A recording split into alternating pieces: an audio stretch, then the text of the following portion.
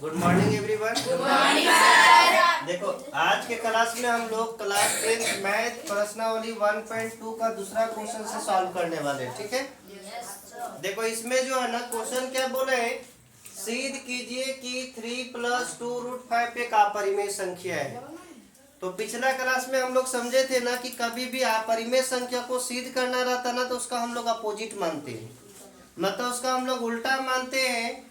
जो सिद्ध करना है ना उसको हम परिमेय मान लेंगे। क्या मान लेंगे? परिमेय मान लेंगे। यहाँ तक किसी को दिक्कत? और ये क्वेश्चन जो है ना एग्जाम में पूछा जाता है कि सिद्ध करने वाला की √3 या √3 पूछा जाता है। इसके अलावा इस टाइप का क्वेश्चन भी जो है ना फाइनल एग्जाम में पूछा जाता है। तो देखो जब भी इस तरह क्वेश्चन सिद्ध करने के लिए रहेगा ना तो इसका अपोजिट मानेंगे, लिखेंगे माना कि 3 + 2√5 एक कैसा संख्या है? परिमेय संख्या है। परिमेय संख्या है। और जो परिमेय संख्या होता है उसको हम किस रूप में लिख सकते हैं? P/Q के रूप में लिख सकते हैं। तो यहाँ पे हम 3 + 2√5 बराबर P/Q लिख सकते हैं। लिख सकते हैं ना। और यहाँ फिर से वही बात लिखना है कि जहाँ P और Q पूर्णांक संख्या हो तथा Q बराबर 0 ना। ठीक। यहाँ पे अब इसके बाद क्या करना ये समझो। यहाँ से जो है ना एक ही टारगेट रखना कि जो रूट वाला नंबर है ना इसको सिंगल करना है। रूट वाला नंबर को क्या करना? सिंगल करना है।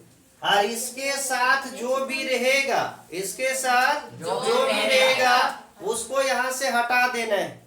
इसके साथ जो भी रहेगा उसको क्या करना है? हटा देना है। अब देखो इसके साथ दो नंबर है, एक 3 भी है और एक 5 भी है। ये दोनों में सबसे पहले उसी को हटाना जो इसका दूर के रिश्तेदार होगा।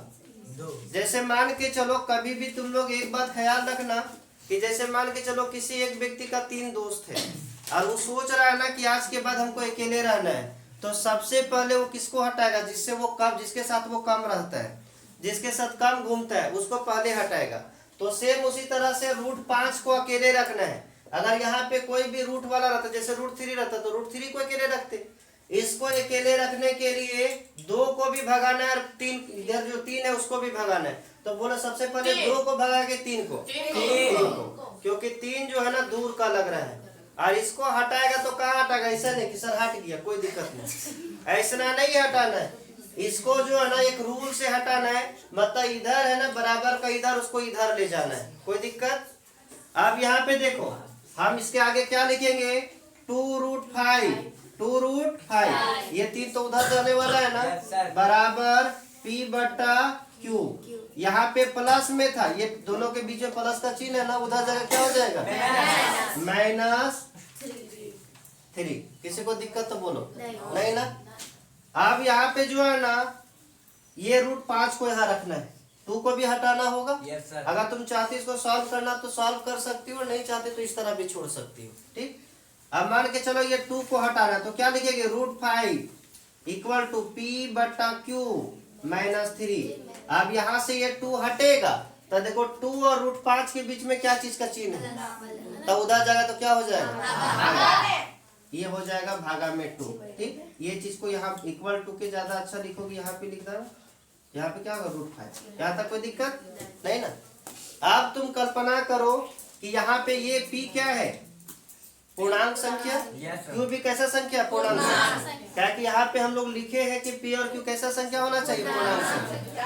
अब यहाँ पे कोई भी तुम एक एग्जांपल रख के देखो, जैसे मान के चलो P/Q है और -3 है और /2 है। P के पास कोई भी पूर्णांक संख्या तुम रख सकती हो।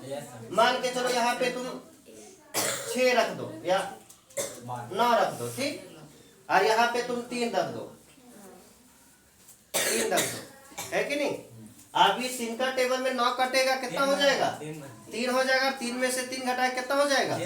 0। ऊपर 0 बन गया, नीचे 2 हो गया। 0/2 क्या होता है? 0। बोलो ये कैसा परिमेय संख्या है, क्या परिमेय संख्या है? परिमेय संख्या है ना। यहाँ पे तुम कोई भी पूर्णांक संख्या रखोगे और सॉल्व करेगी तो परिमेय संख्या आएगा।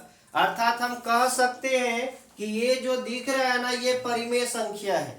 कैसा संख्या है? परिमेय संख्या। लेकिन अभी हम लोग पिछला क्लास में ये √5 को सिद्ध कर चुके हैं कि √5 कैसा संख्या है? अपरिमेय संख्या है।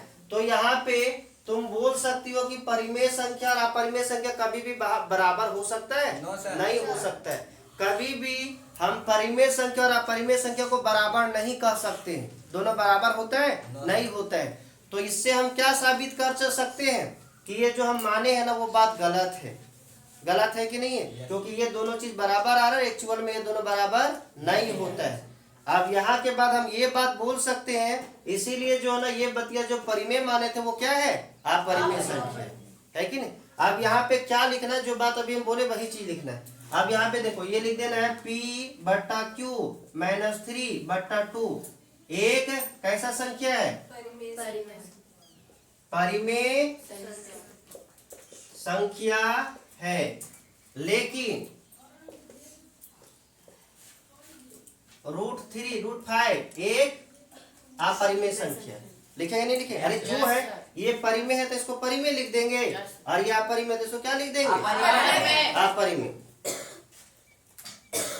इसके बाद क्या लिख दे? परिमेय संख्या एवं अपरिमेय संख्या बराबर नहीं हो सकते। इसलिए क्या लिखेंगे? 3 + 2√5 कैसा संख्या है? एक अपरिमेय संख्या। यहाँ तक किसी को दिक्कत तो बोलो नहीं ना। देखो क्या करेंगे, ये अपरिमेय है तो इसको अपरिमेय लिखेंगे, और ये परिमेय लिखेंगे, और यहाँ पे अगला में क्या लिख देंगे? परिमेय संख्या बराबर अपरिमेय संख्या संभव है क्या? संभव है? असंभव है। मतलब दोनों बराबर नहीं हो सकता है।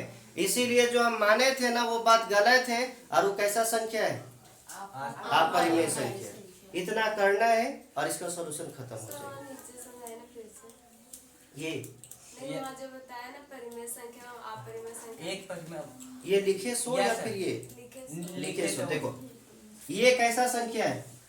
परिमेय संख्या। तो हम ये बात लिख करके लिख दे एक परिमेय संख्या है। मतलब यह जो है ना एक कैसा संख्या है? परिमेय संख्या। और ये कैसा संख्या? कल सिद्ध किए अपरिमेय संख्या। कहाँ परिमेय लिखे? √5 एक अपरिमेय संख्या है। अपरिमेय संख्या है। ये हो गया। यहाँ तक कोई दिक्कत? परिमेय संख्या एवं अपरिमेय संख्या बराबर नहीं हो सकते। मतलब ये परिमेय संख्या और ये अपरिमेय संख्या बराबर हो सकते हैं? नहीं हो सकते। लेकिन यहाँ कौन चीज लिखा है? बराबर का चिन्ह। मतलब यहाँ बताया कि दोनों बराबर, लेकिन ये सब बराबर हो सकता है कि नहीं हो सकता है? नहीं हो सकता है। जिसके कारण हम रीजन दे सकते हैं कि ये जो हम परिमेय माने थे वो परिमेय नहीं होगा। क्या होगा? इसी तरह से इसका तीसरा क्वेश्चन सब इसी तरह से। आज जैसे मान के चलो पूछे 7 + √3 सिद्ध करो अपरिमेय संख्या, तो इसमें √3 को एक जगह रखोगी, 7 को हटाएगी, और उसी तरह का बात हो जाएगा। इस तरह से लिखेगी, बन जाएगा। मतलब ऐसा क्वेश्चन 3 जो है ना ये सब क्वेश्चन तुम लोग बना सकते हो। देखो इसमें जो है ना, हाँ देखो तीसरा का कौन कौन सा क्वेश्चन है? पहला है 1/√2 1/√2, दूसरा है 7√5, और तीसरा है 6 + √2 6 + √2। ये तीनों को सिद्ध कर सकती हो। कुछ नहीं करना है, टारगेट रखना कि रूट वाला संख्या को सिंगल करना, और रूट वाला संख्या को सिंगल करना, बाकी बात जो बचता है उसको अलग कर देना। और इस तरह से यहाँ पे आ जाएगा परिमेय बराबर अपरिमेय। और बाद में यहाँ पे ये सब वही दिखाएगा, ये सब सेम लिखाएगा। इसमें कोई दिक्कत नहीं, कोई दिक्कत बन जाएगा। चलो।